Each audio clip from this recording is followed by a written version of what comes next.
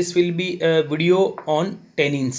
We will talk about tannins, their definition, why the word tannin is there, their classification, their hydrolysis, their physical chemical properties, and families in which tannins are in a dominant condition, and various uses internally, externally, how they are isolated, and example of various plants in different type of tannin category.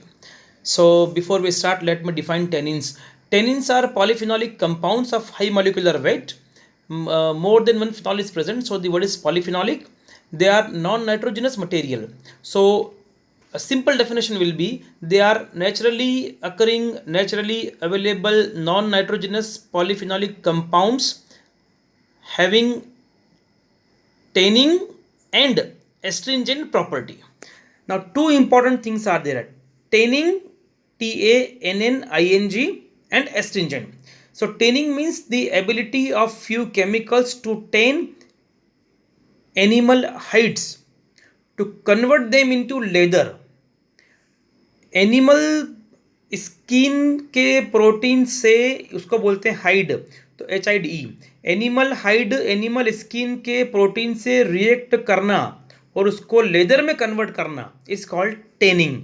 तो सभी टेनिंग्स की ये property होती है to convert animal hides into leather.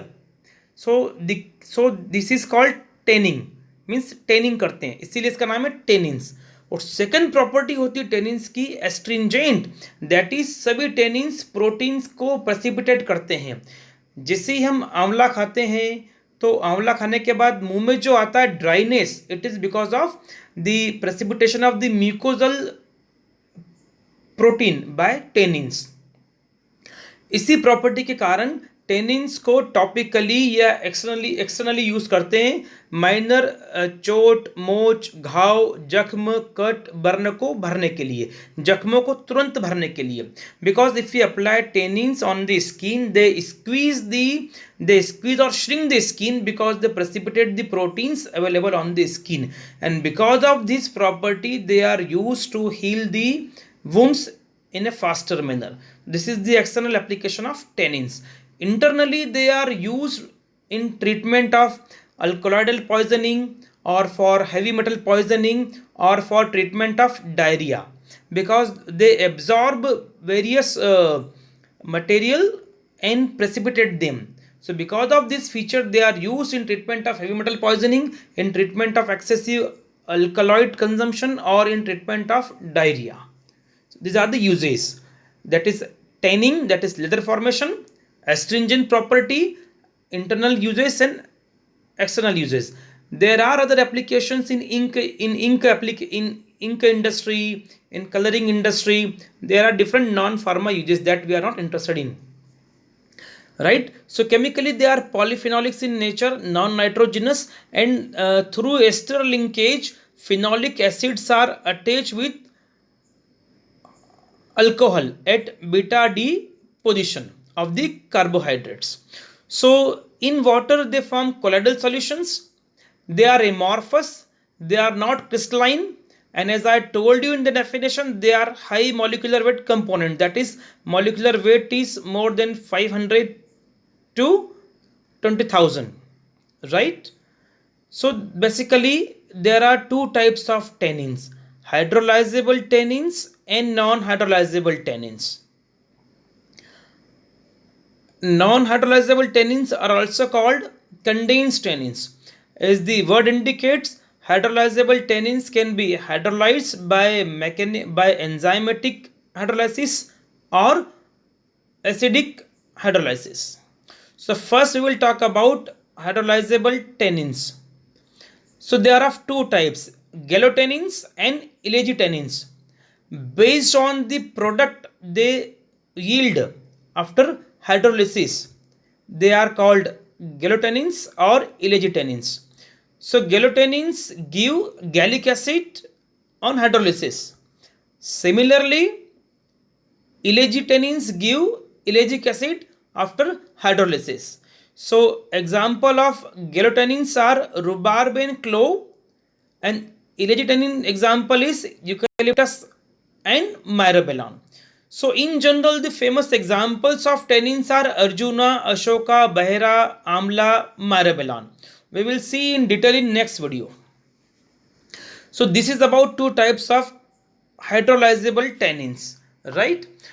So what about the chemical taste? There are various chemical tastes, but the most prominent is treatment of hydrolyzable tannins with ferric chloride solution. So they will give dark bluish black color. On the other hand, in case of condensed tannins or non-hydrolyzable tannins, the color will be brownish green. So examples of hydrolyzable tannins are pyrogalol and gallic acid. Right? Now we will talk about condensed tannin, that is non-hydrolyzable tannins.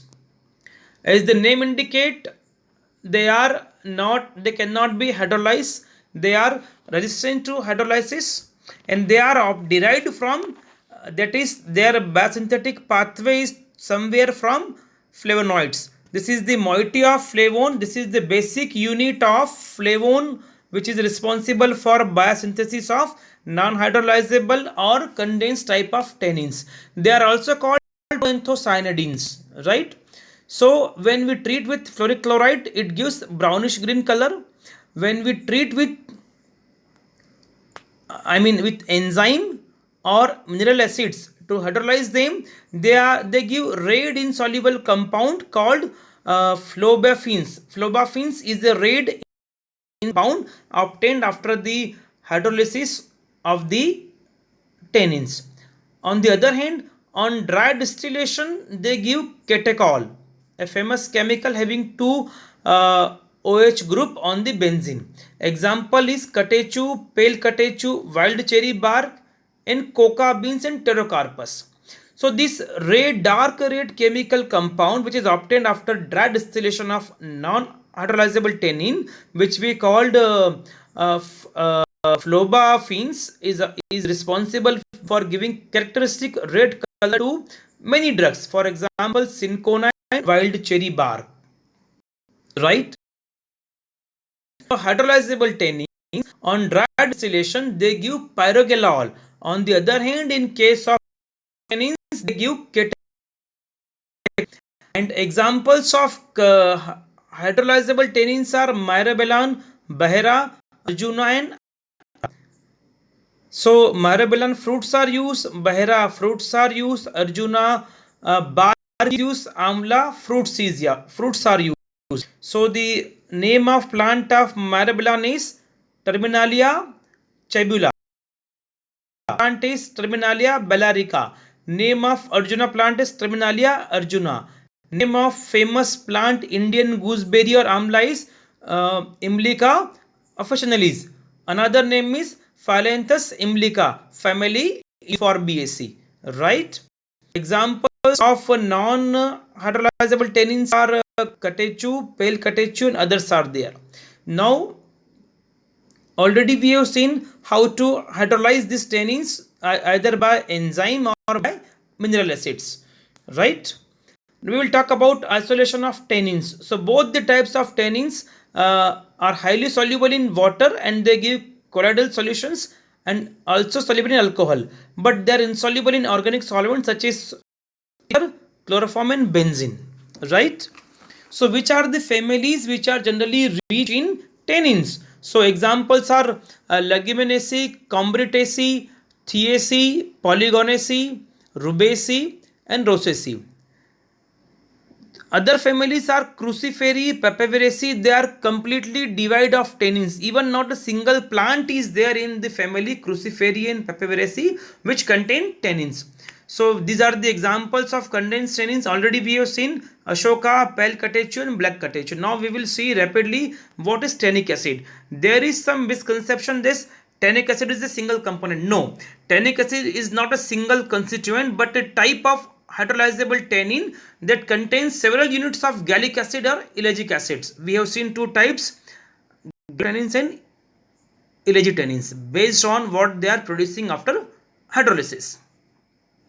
So they are consisting of several units of gallic acid or ellagic acids esterified with glucosyl hydroxyl group to produce complex tannin compounds.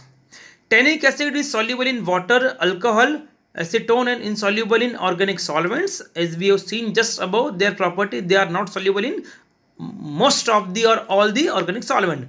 It has a strong astringent property. It is used as an antidote in case of alkaloidal poisoning. Already we have seen, as it precipitates alkaloid as a tannate sol. It is also used in tanning, dyeing, and ink manufacturing companies. So these are the non-pharmaceutical uses of tannin, that is tanning, that is conversion of animal hides into leather, in dyeing industry, and it is also used in the ink manufacturing companies. So with this we have finished various information about tannin, that is definition of tannins. There are two main features: to tan the skin and to have the astringent property.